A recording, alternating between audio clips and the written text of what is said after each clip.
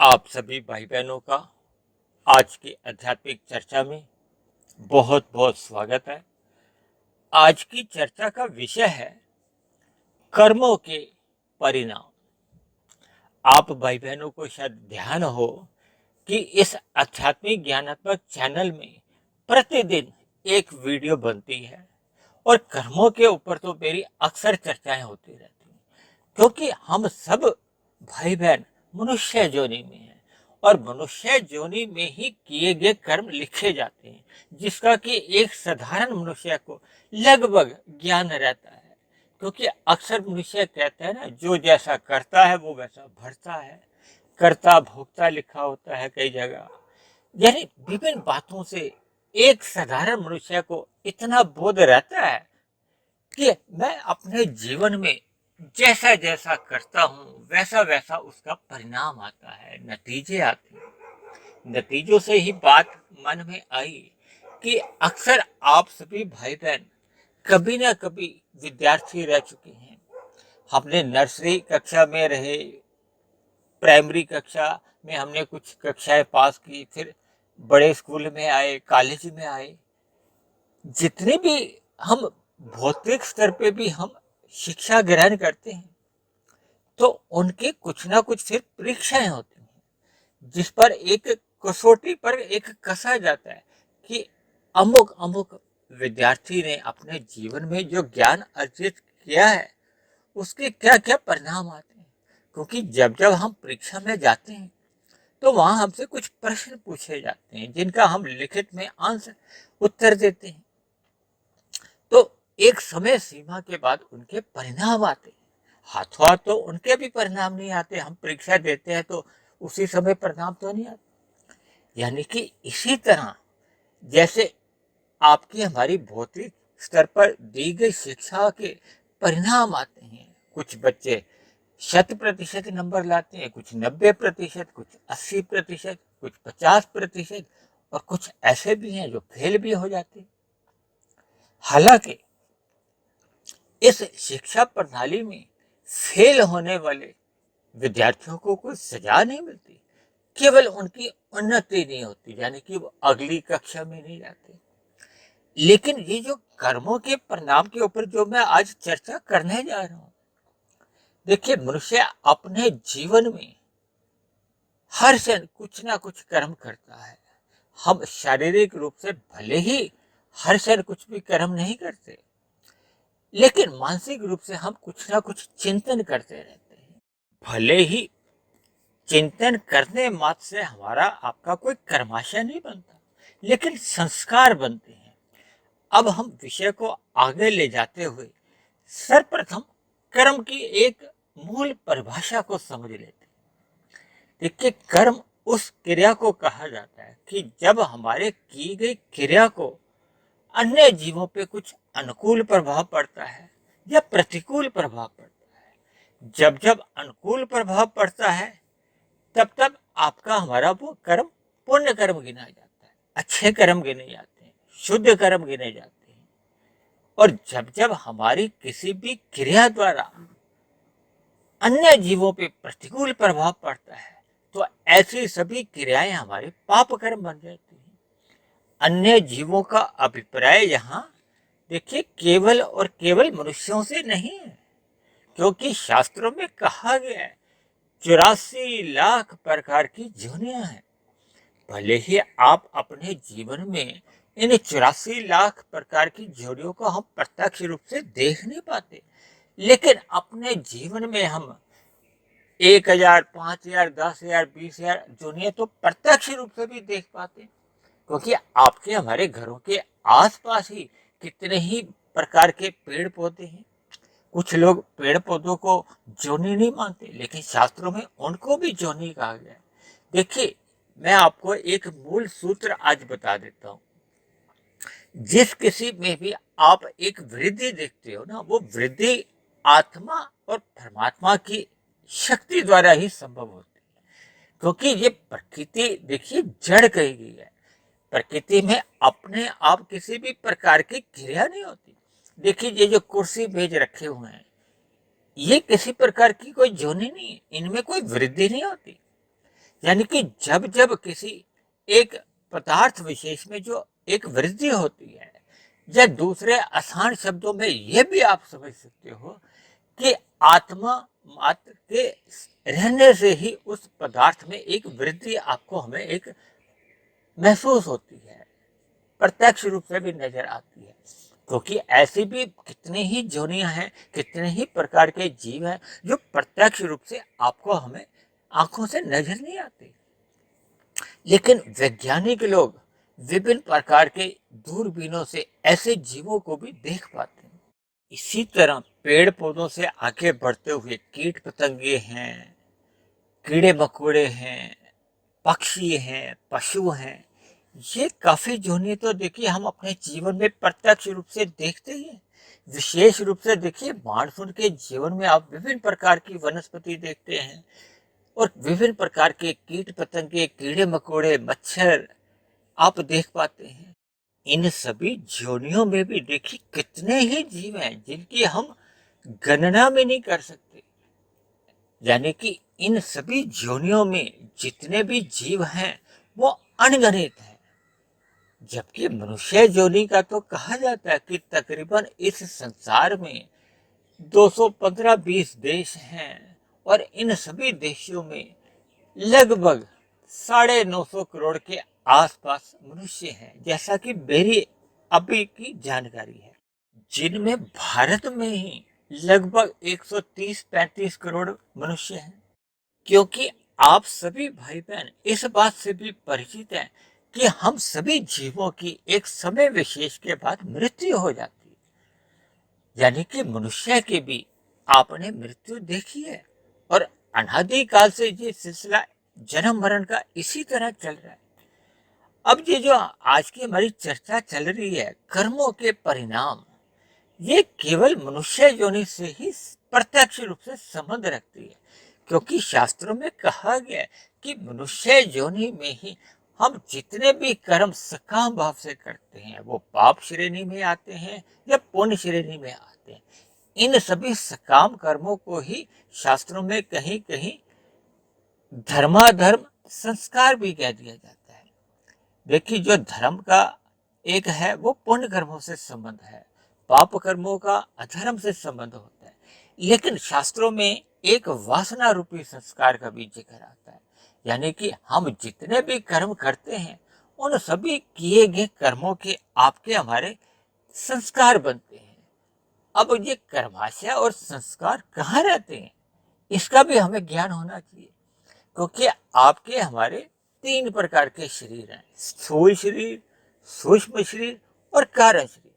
हालांकि एक साधारण मनुष्य अपने स्थूल शरीर को ही सब कुछ समझता है और स्थूल शरीर की ही मृत्यु होती है। ये जो आपका हमारा सूक्ष्म शरीर और कारण शरीर है इनको एक साधारण मनुष्य समझ नहीं पाता। जब तक आप और हम इन सूक्ष्म शरीर और कारण शरीर के कार्य को समझेंगे ही नहीं तो फिर जो कर्मों के जो परिणाम हैं उसके बारे में हमें फिर 100% समझ नहीं आ पाती। और जब तक हमें समझ नहीं आती इस ज्ञान की तब तक फिर आपके हमारे कर्मों में सुधार नहीं होता। एक साधारण मनुष्य अज्ञानतावश पाप कर्म कितने कर जाता है इसका एक साधारण मनुष्य को बोध ही नहीं होता। देखिए मनुष्य से ये जो नीचे की जितनी भी जोनियां हैं ये किए गए कर्मों का परिणाम ही है, नतीजे ही हैं। जैसे हम परीक्षा में जो उत्तर पुस्तिका में लिखकर आते हैं तो उनके जो परिणाम आते हैं, इसी तरह आपका हमारा जीवन भी एक कर्म जोनी है। हम सब एक परीक्षा में ही बैठे हुए हैं। इस समय मैं देखिए ये जो वीडियो बना रहा हूँ ये भी एक कर्म ही हो रहा है। ये अलग बात है कि देखिए कर्म सकाम भाव से भी होते हैं, निष्काम भाव से भी होते हैं। क्योंकि भगवान श्री कृष्ण ने निष्काम कर्म करने की ही मनुष्य को एक प्रेरणा दी है। गीता में इस विषय पर विशेष रूप से कर्म योग, ज्ञान योग और भक्ति योग, इन 3 योगों के ऊपर भगवान श्री कृष्ण ने विस्तार से चर्चा की। क्योंकि आज हमारी जो आपकी चर्चा चल रही है वो केवल सकाम कर्मों पे चल रही है। क्योंकि कर्मों के जो परिणाम आने हैं, नतीजे आने हैं, वो तो देखिए किए गए सकाम कर्मों के ही आने हैं। क्योंकि निष्काम भाव से हम जितने भी कर्म करते हैं उनका कोई सुख दुख रूपी फल नहीं आता। उससे आपका हमारा एक ज्ञान रूपी फल मिलता है, भक्ति रूपी हमें फल मिलता है। यानी कि निष्काम कर्म आपकी हमारी एक आध्यात्मिक उन्नति में सहायक बनते हैं। क्योंकि मनुष्य जोनि को ही कर्म जोनि भी कहा जाता है और साधना जोनि भी कहा गया। लेकिन कलयुग में क्योंकि विशेष रूप से एक साधारण मनुष्य ने इसको एक भोग जोनि के रूप में ही समझ लिया है। इसीलिए देखिए मैं कर्मों के ऊपर अक्सर चर्चाएं करता रहता हूँ। देखिए जैसे एक होता है पाप कर्म, एक होता है पुण्य कर्म। देखिए पाप कर्मों से तो पुण्य कर्म अच्छे ही हैं, यानी कि सकाम पुण्य कर्म अगर मनुष्य अपने जीवन में करता है तो कम से कम वो पतन से तो बच जाता है। पतन क्या है?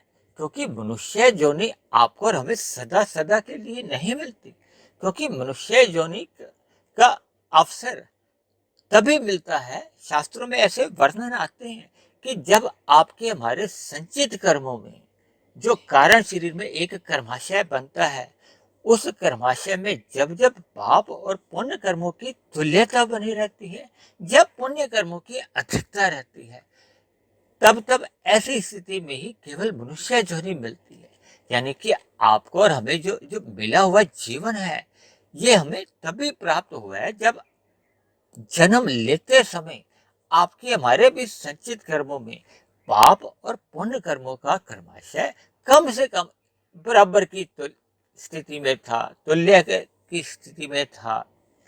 लेकिन ये जो हम समाज में अलग अलग स्थितियां मनुष्यों के जीवन में भी देखते हैं। देखिए कोई मनुष्य फुटपाथ पे कहीं जन्म लेता है, कोई झुग्गी झोंपड़ी में जन्म लेता है, कोई महलों में जन्म लेते हैं। यानी कि विभिन्न स्थितियां जो आप देखते हो, कई प्रकार के आप बच्चे अपंग देखते हो। इसी तरह शक्ल सूरत रंग रूप जब बुद्धि के स्तर पर भी विभिन्न प्रकार की हम विभिन्नताएं देखते हैं। ये सभी विभिन्नताएं जो अलग अलग आप अपने जीवन में देखते हो, ये भी पूर्व जन्म के जो मनुष्य जोनि का जो अंतिम जन्म रहा होता है, जब पहले के मनुष्य जोनि में जैसे जैसे कर्म किए होते हैं उनका ही एक परिणाम होता है। हालांकि देखिए ये जो कर्मों की गति तो बहुत ही गहन है, 100% तो देखिए मैं भी इस पर चर्चा नहीं कर सकता, लेकिन फिर भी शास्त्रों में देखिए जो जो बातें बताई गई हैं उनको तर्क पूर्वक न्याय संगत अपनी विवेक बुद्धि से जितनी जितनी मैं आपको विवेचना करूंगा बताने जा रहा हूं, क्योंकि ये कर्म फल के सिद्धांत हैं। सिद्धांत का मतलब ही ये है कि इनका कभी भी किसी भी युग में खंडन नहीं हो सकता। ये कर्मफल व्यवस्था परमात्मा की एक न्याय व्यवस्था भी कह सकते हो। देखिए न्याय व्यवस्था से मुझे ध्यान है, मैंने तकरीबन 2 वर्ष पहले एक प्रकृति एक अदालत के ऊपर भी एक चर्चा की थी। देखिए अक्सर यहाँ की जितनी भी अदालतें होती हैं सभी देशों में बनी हुई है, भारत में भी बनी हुई है। यहाँ की अदालतों में कभी कभी जो नतीजे आते हैं या न्याय के जो एक निर्णय आते हैं उसमें कोई अपूर्णता रह सकती है, क्योंकि न्याय देने वाले न्यायाधीशों की भी अपनी एक सीमा है। वो भी एक तथ्यों के आधार पर ही अपने निर्णय दे को बाध्य होते हैं। लेकिन परमात्मा जो एक सर्वशक्तिशाली एक सत्ता है, परमात्मा को ही कहा जाता है कि परमात्मा सर्वव्यापी है, कण कण में विद्यमान है। परमात्मा सर्वज्ञ है, सब कुछ जानने वाले। यानी कि परमात्मा आपके और हमारे द्वारा जितने भी क्रियाएं होती हैं कर्म होते हैं, ये सभी कर्मों का परमात्मा ज्ञाता है, जानते हैं। लेकिन परमात्मा फिर इन सभी जीवों के साथ एक न्याय व्यवस्था रखते हैं, क्योंकि परमात्मा के तो ये जितने भी जीव हैं, चाहे पेड़ पौधे हैं, चाहे पशु पक्षी हैं, कीट पतंगे हैं, चाहे मनुष्य हैं या मनुष्य से ऊपर की जोनि है, ये जितनी भी आत्मा है, इन सभी आत्माओं को परमात्मा ने अपना ही अंश कहा है, अपने ही बच्चे समान कहा है। तो फिर परमात्मा किसी भी बच्चे के साथ, जैसे देखिए भौतिक जगत में हम एक साधारण माता पिता भी किसी बच्चे के साथ अन्याय नहीं करते, तो परमात्मा का एक जो विशेष गुण है वो है न्याय करना। परमात्मा सभी जीवों के साथ न्याय करते हैं, किसी का पक्षपात नहीं लेते। और साथ में परमात्मा क्योंकि बहुत ही दया रखते हैं, किसी भी जीव को दुखी देख ही नहीं सकते। जैसे आप और हम अपने जीवन में जब जब कोई दया रखते हैं, हम किसी की सहायता करते हैं, कभी कभी तो हम ऐसे व्यक्ति के प्रति भी दया रखते हैं जिसने हमें पीड़ा दी होती है, कष्ट दी होती है, लेकिन जब एक साधारण मनुष्य में ही इतनी दया भाव रहते हैं कि वो दूसरे को क्षमा कर देता है, लेकिन परमात्मा तो फिर बहुत ही अधिक दया रखते हैं। लेकिन परमात्मा किसी को भी देखिए इस रूप में क्षमा नहीं करते जैसे एक मनुष्य अन्य मनुष्यों को कभी कभी क्षमा भी कर देते हैं, क्योंकि परमात्मा किसी भी स्थिति में किसी के साथ अन्याय नहीं देख सकते, क्योंकि परमात्मा किसी का भी पक्ष नहीं लेते।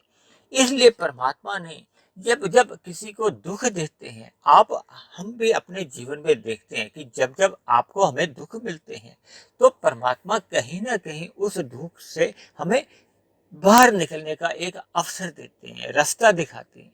इसी तरह मनुष्य से नीचे की जितनी भी जोनियां हैं, परमात्मा ने उन सभी जोनियों के जीवों पर दया भाव रखते हुए उनको क्रमशः अचेत रखा है।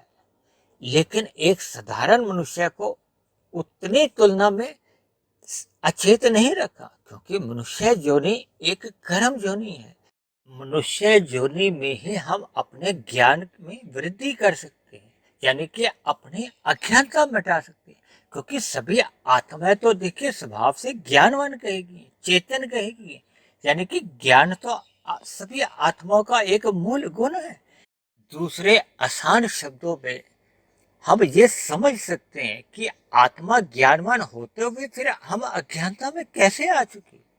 हमें कहा जाता है कि हमें अपने जीवन में सत्संग करते रहना चाहिए। सत्संग का अभिप्राय ही है कि हमें अपने सतोगुण में वृद्धि करनी चाहिए, क्योंकि देखिए प्रकृति के 3 गुण हैं, इन गुणों पे भी हमारी लगभग हर रोज ही चर्चा होती है। तमोगुण, रजोगुण और सतोगुण।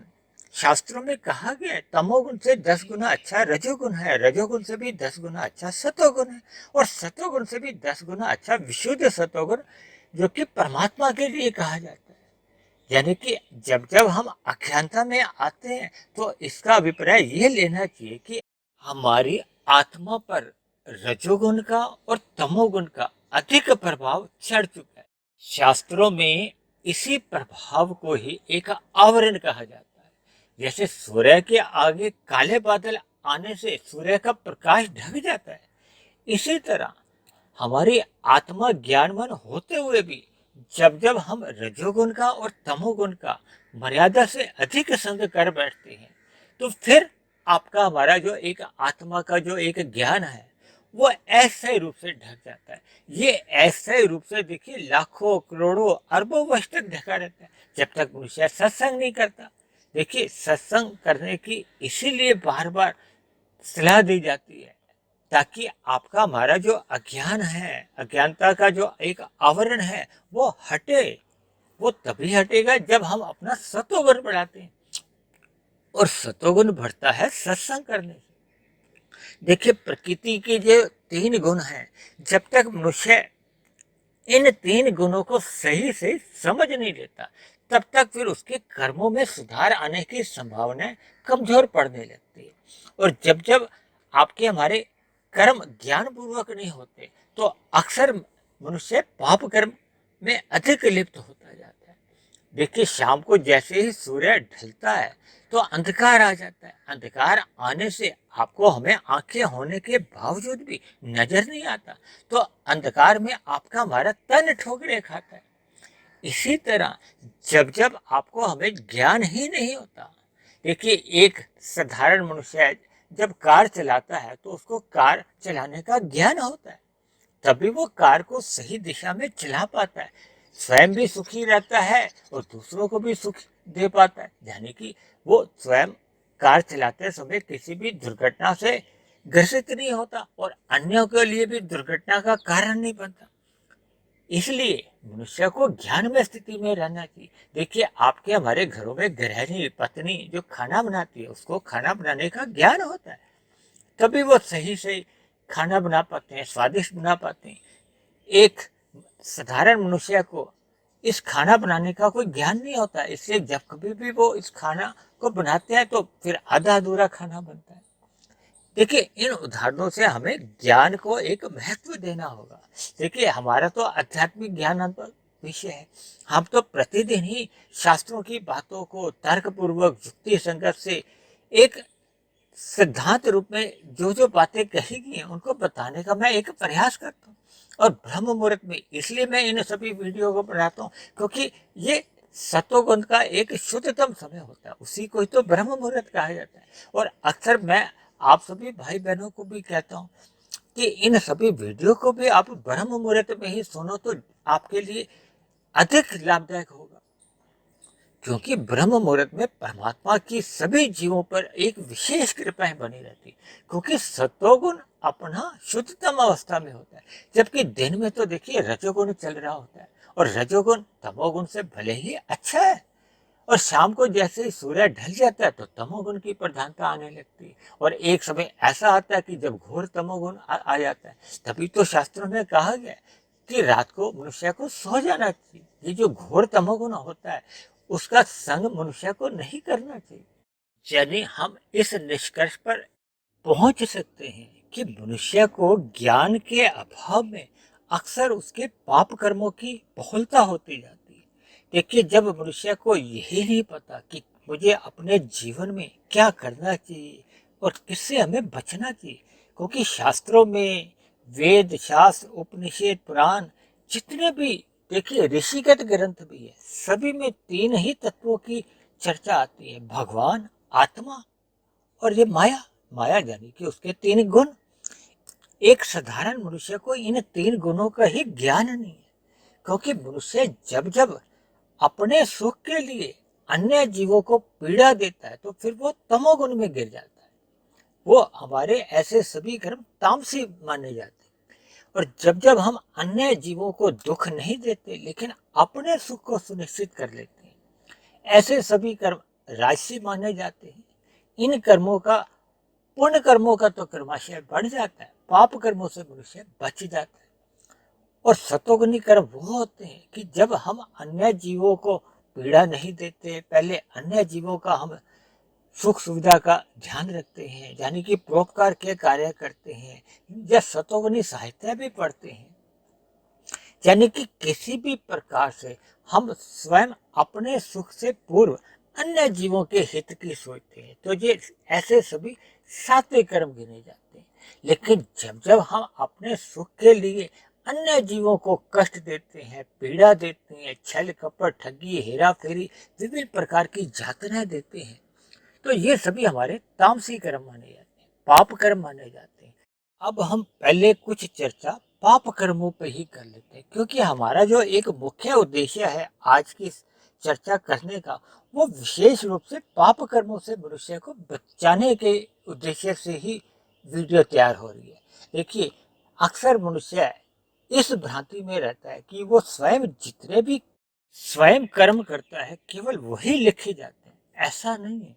देखिए, हम स्वयं जो भी कर्म करते हैं उसका अन्य जीवों पे जो भी प्रभाव पड़ता है वो तो आपके हमारे एक प्रत्यक्ष कर्म माने जाते हैं। इसी तरह हम अन्य मनुष्यों द्वारा या अन्य जीवों द्वारा भी जैसे जैसे हम अपने प्रेरणा से अपने हित के लिए कर्म करवा लेते हैं, ऐसे सभी कर्म भी हमारे ही खाते में जुड़ जाते हैं। इस बात को मैं एक उदाहरण से स्पष्ट करता हूँ। जैसे हम अपने उद्योग में या कारखाने में किसी प्रकार का श्रम करते हुए कुछ उत्पादन करते हैं तो वो हमारा उत्पादन माना जाता है। इसी तरह जब हम उत्पादन बढ़ाने के लिए 5-10 श्रमिक रख लेते हैं और उन श्रमिकों द्वारा जितना उत्पादन हमारा बढ़ता है तो वो किसके खाते में जाता है? देखिए, वो ऐसा किया गया सभी उत्पादन भी हमारे उसी मालिक के खाते में ही जाता है। इसी तरह इसी उदाहरण को मद्देनजर रखते हुए जब हम अन्य जीवों से भी कुछ कर्म करवाते हैं, चाहे वो पाप कर्म है चाहे वो पुण्य कर्म है, वो हमारे ही खाते में चले जाते हैं।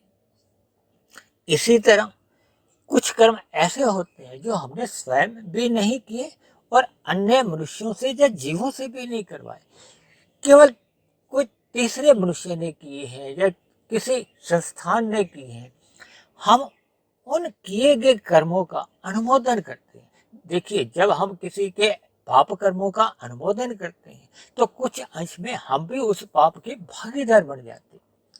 जब जब कोई ऐसे पुण्य कर्म की हम प्रशंसा करते हैं तो हम कुछ अंश में केवल प्रशंसा करने पे या अनुमोदन करने मात्र हमारा भी कुछ पुण्य कर्मों का कर्माशय बनता है। देखिए, ये बहुत ही सूक्ष्म बातें होती हैं। अक्सर मनुष्य को ज्ञान के अभाव में इन छोटी छोटी बातों का ज्ञान नहीं रहता, और जब उसको ज्ञान नहीं रहता तो उसका कर्माशय कितनी गति से बढ़ता जाता है ये मनुष्य को पता ही नहीं चलता। देखिए, एक साधारण सी बात है, एक साधारण मनुष्य का जीवन 70, 80, 90, 100 वर्ष का होता है, और अक्सर जो कर्म होते हैं वो 10 वर्ष के बाद और 70, 80 वर्ष तक के ही मुख्य रूप से गिने जाते हैं। यानी कि मनुष्य अपने 60, 70, 80 वर्ष में इतने कर्म कर जाता है कि ये जो 84 लाख प्रकार की जो आपके हम अपने जीवन में जोनियां देखते हैं, इन जोनियों का और मनुष्य की जोनियों का भयंकर अनुपात है। भयंकर इसलिए शब्द कह रहा हूं कि इनका अनुपात हम 1 और 10 का नहीं गिन सकते, 1 और 1000 का नहीं मान सकते, 1 और लाख का नहीं मान सकते। यानी कि अन्य जीवों का 1 लाख और मनुष्य 1, ऐसा भी नहीं। क्योंकि हम देखिए, वनस्पति ही कितने हैं, कितने कीट पतंगे, कितने कीड़े मकोड़े। एक पार्क में हम कितने पौधे देखते हैं, कितने वृक्ष देखते हैं, कितने प्रकार की चींटियां, कीट पतंगे, या इन सभी जीवों पर आप जैसे ही चिंतन करते हो तो आपका हमारा दिमाग चकरा जाएगा, बुद्धि चकरा जाएगी। यानी ये बात मानने को हम बाध्य हो जाएंगे कि एक मनुष्य के अनुपात में अन्य जीवों की संख्या बहुत ही अधिक है, हमारी कल्पना से भी अधिक है। तो इसका अभिप्राय क्या है? देखिए, मनुष्य से नीचे की जितनी भी जोनियां वो तो देखिए तामसी मानी जाती हैं, यानी कि वो अपने पाप कर्मों का फल भोगने को बाध्य होती है। यानी कि मनुष्य अपने मिले हुए जीवन में फिर वो अधिक पाप करता है, इस निष्कर्ष पर आप और हम पहुंच सकते हैं। जब अन्य जीवों का इतना अधिक भयंकर अनुपात है तो मनुष्य अपने मिले हुए जीवन में, जो कि 60, 70, 80 वर्ष का है, वो उस इतने से वर्षों में ही इतने अधिक पाप कर्म करता है कि उसको इन नीचे की जोनियों में लाखों, करोड़ों, अरबों वर्षों तक दुख भोगने पड़ते हैं।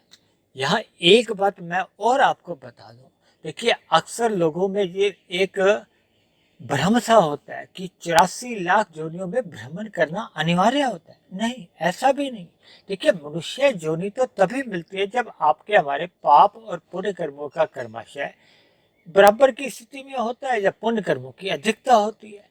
अब ऐसा अगर अनुपात किसी का मनुष्य जोनि की मरते समय बना हुआ है तो उसको अगली फिर मनुष्य जोनि की प्राप्ति होती है, और मनुष्य जोनि में ही मनुष्य साधना कर सकता है। यानी कि अपने ये जो 3 गुणों के बंधन हैं, या सूक्ष्म और कारण शरीर का जो मुख्य रूप से बंधन होता है, ये 84 लाख जोनियों में जो हमारा जन्म मरण होता है, या दूसरे स्पष्ट अर्थों में जन्म मरण के बंधन से वो मुक्त हो सकता है।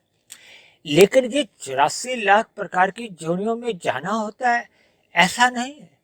यानी कि मनुष्य के अगर पाप कर्म 55% हो गई हैं, पुण्य कर्म 45% रह गए हैं, तो उसको कुछ नीचे की जोनियों में जाना पड़ता है। अब वो नीचे की जोनियों में चाहे 50 जोनियां हो, चाहे 100 जोनियां हो, उनमें भुगत के जब उसका पाप कर्म 5% कम हो जाता है। देखिए, पाप कर्म थे 55%, वो जैसे ही नीचे की जोनियों में भोग लिए जाते हैं, वो जैसे ही पुण्य कर्मों की बराबरी में आते हैं, चाहे वो 100 जोनियां भोग के हो जाए, चाहे 150 जोनी, चाहे 1000, चाहे 10,000, यानी कि 84 लाख जोनियों का इससे कोई संबंध नहीं है।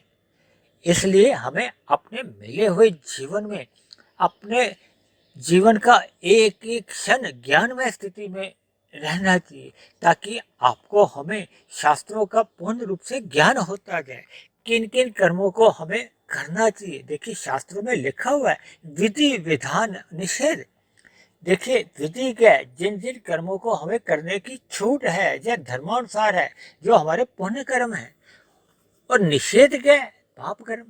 देखिए निषेध शब्द यातायात के कई सड़कों पे भी लिखा होता है ना कि जहाँ जाना निषेध है, बचना चाहिए।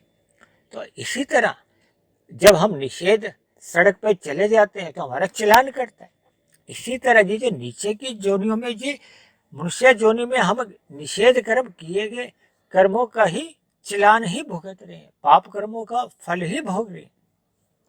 इसलिए मनुष्य को मिले हुए जीवन में ज्ञानमय स्थिति में रहना चाहिए। इन सभी बातों का उसको सूक्ष्म रूप से अध्ययन करना चाहिए। मैं तो यहाँ तक कहूँगा कि देखिए ये कर्मों की गति इतनी गहन है, इसकी इतनी बारीकियां हैं, इन पर मनुष्य को अनुसंधान करना चाहिए, चिंतन करते रहना चाहिए। क्योंकि देखिए मेरी भी शब्दों द्वारा समझाने की एक सीमा है। शास्त्रों का ज्ञान को मैं तर्क बुद्धि द्वारा, तर्क युक्ति संगत तरीके से विभिन्न उदाहरणों द्वारा समझाने का प्रयास तो करता हूँ, लेकिन फिर भी मैं भी आपके जैसे मायाबद्ध हूँ। मेरे भी समझाने की एक सीमा आ जाती है, शब्दों की भी एक सीमा आ जाती है। लेकिन मनुष्य जोनि पाकर हम स्वयं तो जितना भी इन विषयों पर चिंतन करते जाते हैं, अपना ज्ञान बढ़ाते जाते हैं, जितना हम ज्ञान में स्थिति में रहते हैं, फिर उतना उतना हम पाप कर्मों से बच सकते हैं। और जैसे जैसे हमारा ज्ञान बढ़ता जाता है तो फिर मनुष्य ये पाप पुण्य कर्मों से ही अपने आप को अलग करके निष्काम कर्म करने लगता है, यानी कि आध्यात्मिक साधना करने आरंभ कर देता है, जो कि आज हमारा कोई इस पर चर्चा का विषय नहीं है।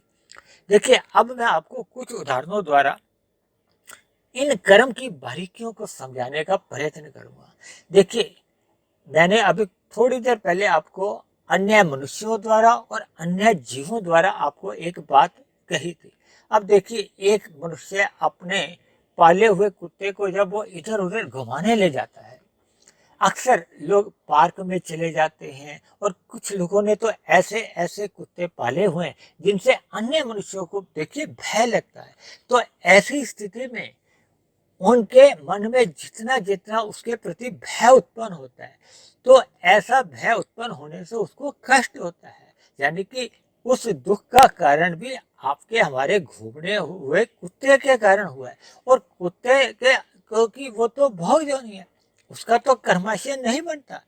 ऐसी स्थिति में देखिए ये बात देखिए प्रत्यक्ष रूप से तो शास्त्रों में नहीं लिखी है, शास्त्रों के बने हुए सिद्धांतों के आधार पर ये बात मैं कहने का एक प्रयास कर रहा हूँ कि ऐसी स्थिति में उस कुत्ते के मालिक को जो जो उसको घुमाने निकला है, यदि नौकर घुमाने निकला हुआ तो उसका मालिक जो घर पे भले ही सो रहा है तो उसके खाते में चले जाते हैं। इसी तरह देखिए हम कभी कभी अपना वाहन चला रहे हैं, वो हम इतनी तेज गति से चलाते हुए अन्य वाहनों को भयभीत करते हुए जाते हैं। देखिए कुछ युवा वर्ग के लोग ऐसे हैं, वो मोटरसाइकिल चलाते हुए इतने गलत तरीके से चलाते हुए जाते हैं कि वो अन्य वाहनों के चालकों को भयभीत करते हुए जाते हैं। तब ऐसी स्थिति में उनका कर्माशय पाप कर्मों का कर्माशय बनता जाता है।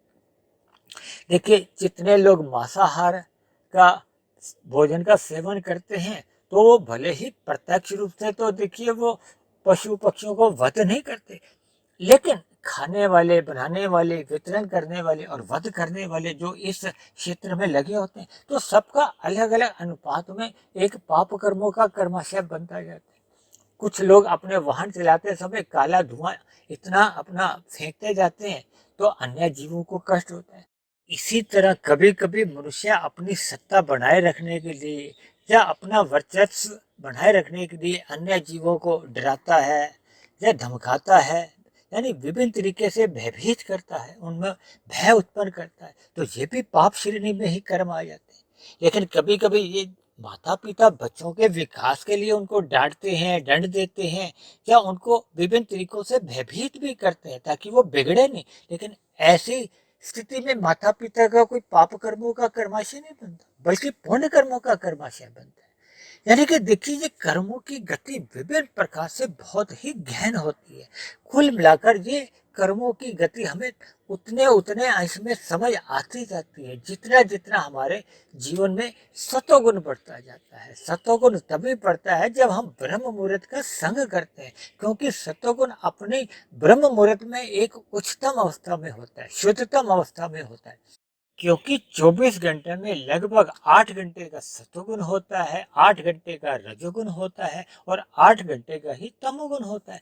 लेकिन इन 8-8 घंटों में इन तीनों गुणों की जो एक मूल अवस्था होती है, प्रधान अवस्था होती है, जो उनकी शुद्धतम अवस्था होती है, वो केवल लगभग 2.5-3 घंटे की होती है। इसलिए ये ब्रह्म मुहूर्त सूर्य निकलने से पूर्व का ही एक सतोगुण का शुद्धतम समय माना जाता है। उससे पूर्व का जो सतोगुण होता है वो गुजरे हुए तमोगुण से प्रभावित होता है। इसी तरह आने वाला जो रजोगुण होता है उससे प्रभावित होता है सूर्य निकलने के बाद के 2.5-3 घंटे। भले ही वो सतोगुण के होते हैं, लेकिन वो आने वाले रजोगुण से प्रभावित होने के कारण वो सतोगुण थोड़ी एक निम्न कोटि का माना जाता है। देखिए, ये सभी बातें जितने जितने अंश में आप समझते जाओगे, देखिए एक और उदाहरण मेरे अभी मन में आया है। जैसे हम तमोगुण की स्थिति में होते हैं तो आप समझो कि हमारे जीवन में 1 वाट का बल्ब जला हुआ है। जब हम रजोगुण में होते हैं तो 10 वाट का बल्ब जला हुआ है, और जब हम सतोगुण की स्थिति में होते हैं तो 100 वाट का बल्ब जला हुआ है। यानी कि जैसे जैसे ये प्रकाश बढ़ता है, हम गुणों में तमोगुण से रजोगुण में आते हैं, रजोगुण से सतोगुण में आते हैं, तो हमारा ज्ञान बढ़ता है। ये बल्ब का प्रकाश का जो वाट का मैंने उदाहरण दिया है, यानी कि आपका हमारा ज्ञान बढ़ता है, प्रकाश बढ़ता है। और इसी तरह जब मनुष्य आध्यात्मिक साधना आरंभ कर देता है, देखिए आध्यात्मिक साधना क्या है, जब हम सतोगुण से विशुद्ध सतोगुण यानी कि परमात्मा के लक्ष्य मानते हुए उस 1000 के को प्राप्ति के लिए 100 से अपनी आध्यात्मिक यात्रा आरंभ कर देते हैं। यही हमारी आध्यात्मिक यात्रा है। ये देखिए अंकों से मैं इसलिए परिभाषित कर रहा हूँ ताकि आपको हमें ये गूढ़ रहस्य समझ में आए। यानी कि जैसे जैसे मनुष्य निष्काम भाव से कर्म करता है, जब परमात्मा के मार्ग पर चलता जाता है तो उसका ज्ञान बढ़ता जाता है। और जितना जितना आपका हमारा ज्ञान शुद्ध होता जाता है, उतने उतने हमारे कर्मों में सुधार होने लगता है, हमारी परमात्मा के प्रति भक्ति आरंभ हो जाती है। देखिए, परमात्मा के प्रति प्रीति होना या सम्मुखता होना, ये एक ही बात है, ये भक्ति के ही लक्षण होते हैं। जब जब हम प्रकृति के पदार्थों की ओर सम्मुख होते हैं तो हमारी ये रजोगुण की स्थिति होती है। और जब हम इन विषय भोगों के लिए यानी कि गंध, रस, रूप, स्पर्श और शब्द, इन 5 विषय भोगों के लिए रजोगुण में रहते हुए कर्म नहीं करते, अपनी चतुराइयां दिखाते हैं, छल कपट ठगी अन्य जीवों से करने लगते हैं, तो मनुष्य फिर इन भोगों के लिए ही तमोगुण में गिर जाता है, जिसके फलस्वरूप हमारा संचित कर्मों का कर्माशय में पाप कर्मों की अधिकता होने लगती है।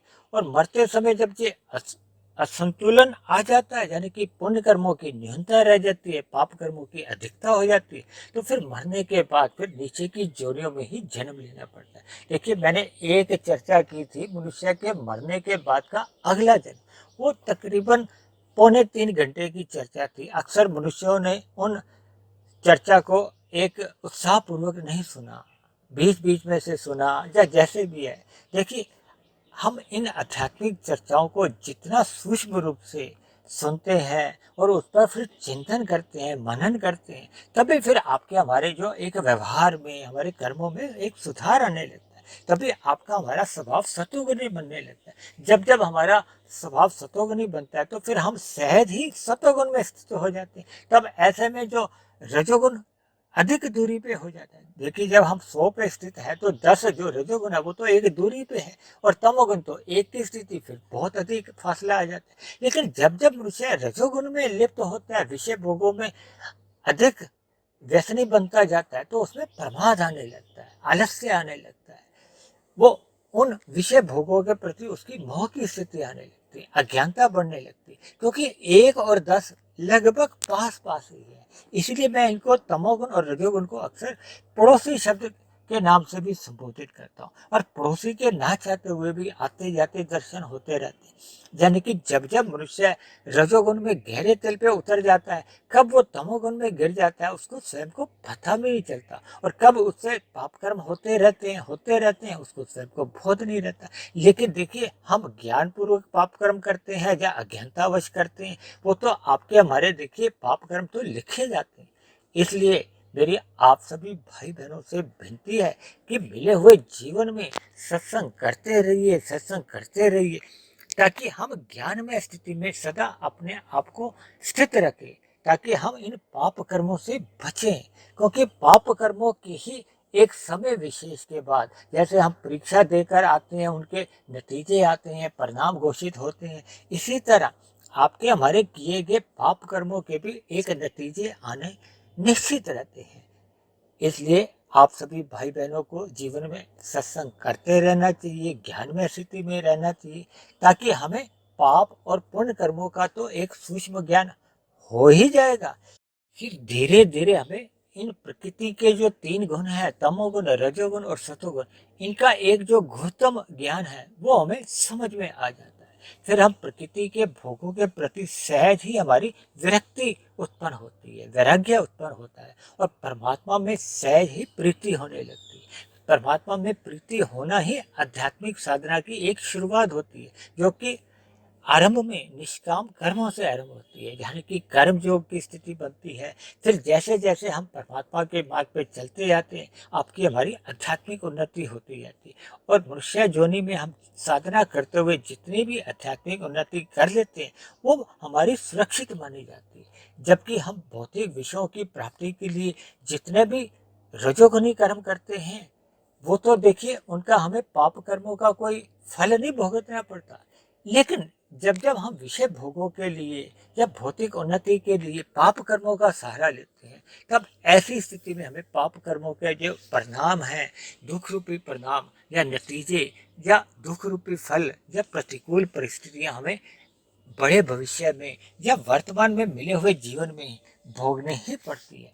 इसलिए मेरी आप सभी भाई बहनों से विनती है कि जीवन में सत्संग करते रहिए, ताकि हम ज्ञान में स्थिति में रहें, और पाप कर्मों से तो अवश्य ही बचें, और परमात्मा की सुमुखता बनाए रखें, ताकि आपकी हमारी मनुष्य जोनि में साधना भी आरंभ हो जाए। देखिए, आज के उदाहरणों में मैंने कुछ बातें ऐसे कही हैं, हो सकता है किसी व्यक्ति विशेष को कुछ बुरा लगा हो। देखिए, कुछ बातें शास्त्रों में तो नहीं प्रत्यक्ष रूप से नहीं लिखी है, लेकिन शास्त्रों में जो जो सिद्धांत रूपी कथन आते हैं, उन कथनों के आधार पर ही वर्तमान समय में जैसी जैसी परिस्थितियां मेरे सामने आती हैं, जब मुझे उन स्थितियों का बोध होने लगता है, या मेरी दिनचर्या में ऐसे ऐसी जो घटनाएं जब समझ में आती हैं, मैं उन उन बातों का भी सहारा लेते हुए एक सामान्य मनुष्य को एक समझाने का प्रयास करता हूँ।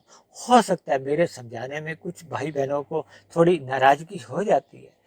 ऐसा होना स्वाभाविक है, क्योंकि ज्ञान के अभाव में किसी भी प्रकार का भ्रम होना या नाराजगी होना एक स्वाभाविक स्थिति रहती है। ऐसे सभी भाई बहनों से मैं पहले ही क्षमा मांगता हूँ। लेकिन देखिए, मेरा क्योंकि आध्यात्मिक ज्ञानात्मक चैनल है, इसलिए मैं परमात्मा की प्रेरणा से जितनी ज्ञान की बातें होती हैं उनको स्पष्ट रूप से समझाने का एक प्रयास करता हूँ। फिर भी मेरे समझाने में किसी प्रकार की त्रुटि रह सकती है, तो इन्हीं शब्दों के साथ आप सभी भाई बहनों से मेरी फिर विनती है कि ज्ञान में स्थिति में रहिए, ताकि हम पाप कर्मों से तो अवश्य ही जीवन में बचें, ताकि ये जो कर्मों के जो दुख रूपी फल हैं या परिणाम हैं, इनसे हम अपने आप को बचा सकें। तो इन्हीं शब्दों के साथ आज की चर्चा को हम यही विश्राम देते हैं। आप किसी भाई बहन का आज की चर्चा के प्रति कोई प्रश्न हो, या मेरे आध्यात्मिक ज्ञानात्मक चैनल के प्रति कोई सुझाव हो, या मेरी कही गई बातों पे आपकी किसी प्रकार की कोई आपत्ति हो, शिकायत हो, कोई मतभेद हो, तो आप नीचे दिए गए कमेंट्स बॉक्स पर जाकर आप अपने प्रश्न, सुझाव या शिकायत भी लिख सकते हैं। और यदि परमात्मा की प्रेरणा से ये प्रतिदिन जो एक वीडियो बनती हैं, ये आपके जीवन में ज्ञान में वृद्धि कर रही हो, आपके कर्मों में सुधार आने लगा हो, परमात्मा में आपकी प्रीति जग गई हो, तो मेरी आप सभी भाई बहनों से विनती है कि आप मेरे इस आध्यात्मिक ज्ञानात्मक चैनल सुधीर भाटिया फकीर को सब्सक्राइब करें व अन्य जिज्ञासु भाई बहनों को इस आध्यात्मिक ज्ञानात्मक चैनल से जोड़ने का प्रयास करें, ताकि समाज में एक सतोगुनी वातावरण में जीवन जीने का हम सभी भाई बहनों को अनुभव हो, शांति मिले, सुखमय जीवन हो। इन्हीं शब्दों के साथ चर्चा को अब हम यहीं विश्राम देते हैं। कल फिर मिलते हैं एक नए विषय को लेकर, एक नए संदेश के साथ। तब तक आप सभी भाई बहनों का बहुत बहुत धन्यवाद।